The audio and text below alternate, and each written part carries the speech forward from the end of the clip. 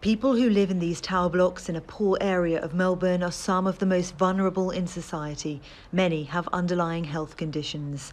That makes the strict lockdown they now have to endure a complex logistical task for the authorities that ordered it.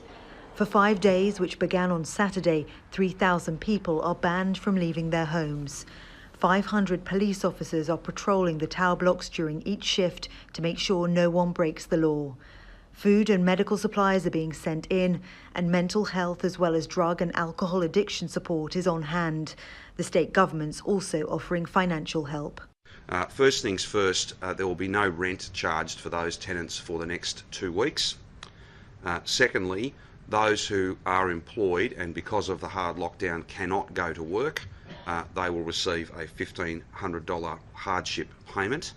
For those households where there is no one in employment, they will receive a $750 hardship.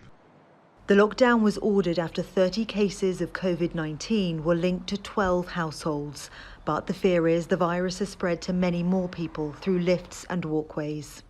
This is not just a matter of 23 to 30 odd people. This is a matter of many hundreds who've already been exposed and who may already be incubating.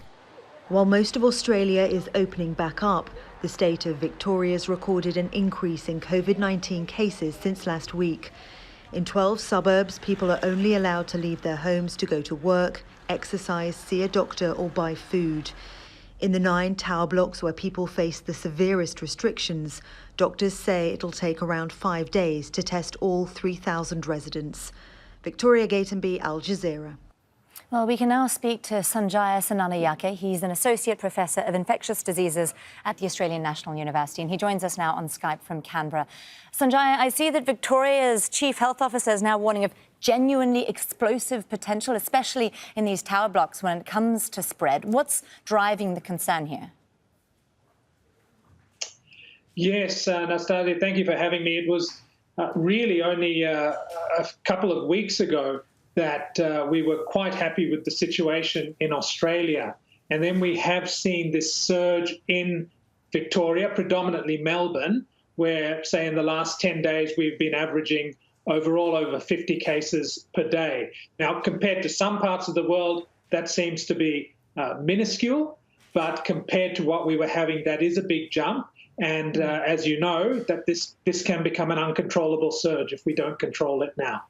Well, there's been plenty of discussion about just why this is happening in Melbourne rather than elsewhere, Sydney, for instance. And I see the state government decided to use private contractors rather than police, as New South Wales did, to enforce hotel quarantines for travellers. And I see reports have also emerged of some fairly egregious breaches. How has that contributed to spread here? Yes, we weren't quite sure why this happened in Melbourne.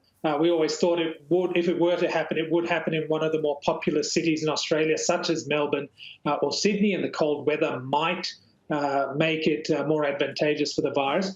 But it has since come to light that there have been some breaches in the hotel quarantine setting, which may have contributed to these outbreaks in the community. But that is still being looked into now, so we don't know all the details, but there certainly have been some goings-on which have not been ideal. There was also that outbreak, I recall, at an abattoir, and experts are saying that secondary cases from that cluster have potentially been festering undetected and spreading through the community. Just how thorough is testing and contact tracing at the moment in Victoria? So the testing and contact tracing in Australia as a whole has been very good, looking at our response as a nation. Melbourne or Victoria has continued to have low numbers of cases which are local transmission. So presumably there have been some a mixture of symptomatic and asymptomatic cases around.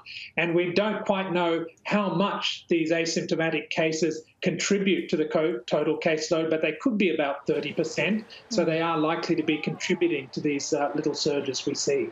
There has also been criticism of the way that the government has been handling things, particularly when it comes to communicating in a city where I think it's something like 35% of households speak a language other than English. How is that being addressed? Yes, so it is being addressed. It has come up as an issue publicly in the last couple of weeks. and the government is going out to those communities and trying to increase the messaging to them. Because yes, it is very important. It doesn't matter what language you speak, what ethnicity you are, you can still transmit COVID to one person as efficiently as another. So it is so important that that gets done. Can you put all of this, especially what's happening in Melbourne now, into the context of the situation countrywide? Should other cities be bracing for a similar spike to what we're seeing in Melbourne? And how might that affect the loosening of restrictions that's ongoing now? I would say at the moment, most states and territories in Australia aren't experiencing any cases of local transmission. Sydney is certainly seeing some activity, but largely outside that, we're not having much local transmission at all. So, of course, we are very conscious of cases being exported from Victoria to other parts of the country. So we'll be on the watch out for that. But we always knew that as we started to lift restrictions, that there was a chance that we would see a surge in cases. So it's something we've been preparing for, but it's something we have to act on quickly. Sanjaya Sananayake, then Associate Professor of Infectious Diseases at ANU. Great to get your insights here on Al Jazeera, sir. Thanks for joining us. Thank you.